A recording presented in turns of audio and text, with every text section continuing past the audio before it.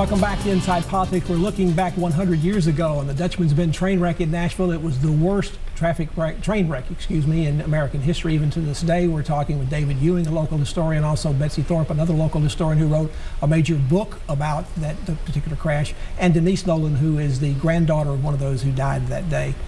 David, transportation was very different back in 1918. I mean, there were no interstate highways. There were a few planes to transport goods and people. If you were going to go anywhere or you're going to ship anything anywhere, it pretty well had to go by train. But you would have thought after something as horrible as this happened, this would have dominated the news for weeks. It would have been all over the national press, would have been all over the local press. But it kind of disappeared within a matter of a day or two. It was very similar, Pat, to when we had the flood here in 2010. We didn't get very much national publicity. It was during the time, 1918, of World War I, and as a matter of fact, although 101 people died that day on Dutchman's Curve, that week during World War I, almost 800 Americans died. So the dead of the train crash was on the front page for a day or two, and then it was replaced by the dead of the war by the end of the week. And Betsy, they didn't waste any time on the rail line either. I mean, by later the same day of the wreck, they had the wreck site cleared, and there were trains going back in and out of that main line again to Memphis. Absolutely. 10 a.m. the train left on time, headed west. And there were some people who came in. There was one of the groups that was killed in the wreck were people that were coming to work at the DuPont ammunition plant that was just being opened. There were some of their colleagues that were coming in. They took a later train. They went right past where their colleagues were killed, right? They would have if they were when the next train that would have come from the west, they would have went right by there. Now, David, there was another major crash that had occurred as well. I think it was a rear end collision, but this happened within just a few months of when this happened before. Nobody raised much concerns about safety in general, again, because everybody was distracted by the war? It was a circus train, and people the war was the big story. Everyone thought it was a very sad case, and like our sad case, but the patriotic thing was to follow what our country was at risk. I mean, whether we were going to be America hung in the balance on the outcome of this war. And there was a big propaganda organization going on in Washington under President Wilson, and this wouldn't have fit the war effort very well, too, so I'm sure they didn't want to see it stay in the news much either at that point. No, and I think Nashvillians were just interested because their relatives were fighting this war and sent overseas for it, too.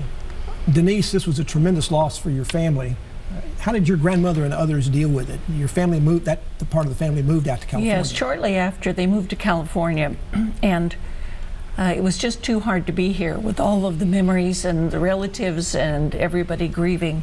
And so they moved and they made a new life in California. And that's where you were born? Yes. And the move was also facilitated by the fact that your mother and I suspect other widows and descendants of those who were killed were living lifetime passes on the railroad. Is that My right? grandmother, yes. Yes, she had a lifetime pass. And so she and her daughter Angela, who was also John Nolan's daughter, they came back almost every year to see the relatives and so on. But my father, as an adult, never did join them.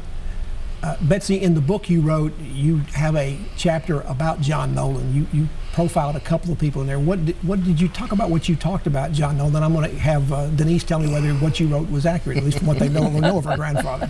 Well, I use this method called one person represents many, and so I had John Nolan represent many people of his era, and I based what his actions on what he would have most likely known, and then much about his character that I learned from talking to his family. So even though I don't know what he was doing at the exact moment of the crash, we just took what we knew of his personality and what he most likely people, you know, of his rank would have known, and created a scene of him and he was smoking.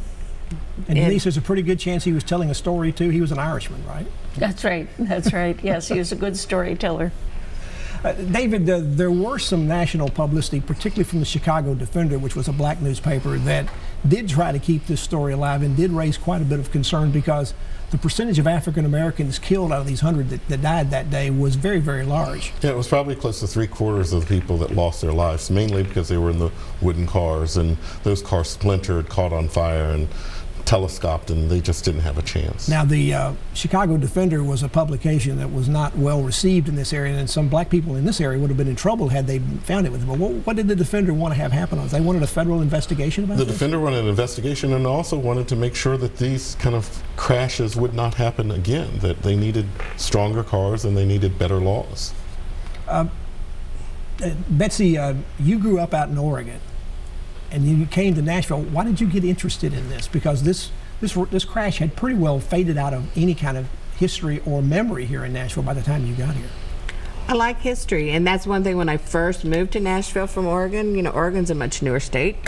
So the fact that there were streets here that was older than the state of Oregon and buildings, and I was just very fascinated by the history of the area. So every neighborhood that I lived in Nashville, I pretty much investigated. And I just moved to West Nashville, and I was trying to learn about the local history, and I found this story, and for some reason it just grabbed my attention. And but as you went around asking people about it, a lot of them didn't know anything about it.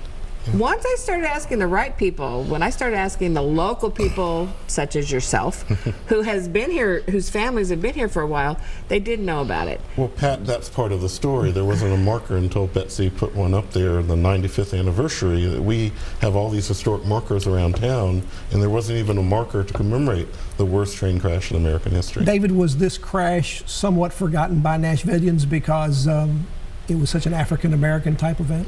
I think it was just forgotten by everybody, literally. And it's interesting, you know, nowadays we commemorate the anniversaries of floods and other things. I look back in the newspapers a year after Dutchman's curve, 5 years, 10 years, no mention in the newspaper. Let's take a break. We're talking about the Dutchman's Bend train wreck, which occurred 100 years ago this month. It's the worst train wreck in U.S. history. We're talking with David Ewing, a local historian, along with Betsy Stark, also a local historian and the author of a book about the wreck, and as well as Denise Nolan, who's a cousin of mine who had lost a grandfather in that crash. Back to continue our conversation after you watch these messages.